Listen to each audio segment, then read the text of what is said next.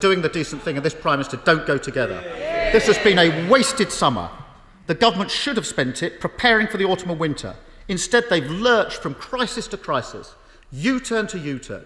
To correct one error, even two might make sense. But when the government's notched up 12 U-turns and rising, the only conclusion is serial incompetence.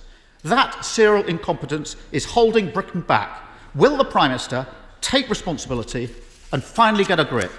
Mr. Speaker, I take full responsibility for everything that has happened under this government throughout my period in office. And actually what has happened so far is that we have succeeded in turning the tide of this pandemic. And in spite of the negativity and the constant sniping from the opposition, we are seeing a country that is not only going back to school, but going back to work.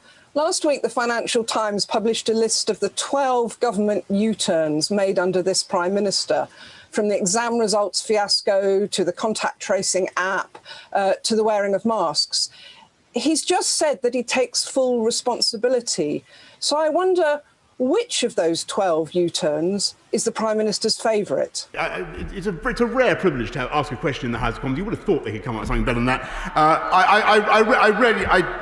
I want to say to her is that this is a global pandemic that this government is dealing with extremely effectively at a medical level, and what we want to do now is, in a COVID-secure way, not only get our children back into school, because that's what's happening today, in spite of the I don't know where she's been on this question, but in spite of the leader of the opposition and his colleagues, and what we also want to do is get our country economy back on its feet again. The Prime Minister will recall that before the recess, I asked him if he would meet the Covid19 Bereaved Families for Justice group.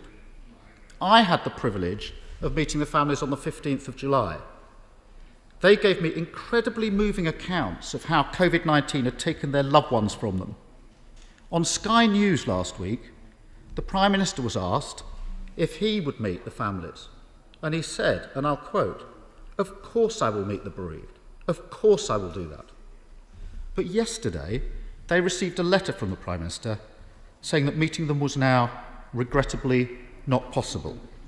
The Prime Minister will understand the frustration and the hurt of those families that he said one thing to camera and another to them. Of course, I will be very happy to meet the families of the bereaved, and I sympathise deeply with all those who have lost loved ones throughout this pandemic, and we all feel their pain and their grief. But it turns out that this particular group that he refers to are currently in litigation against the government, and I will certainly meet them once that litigation is concluded.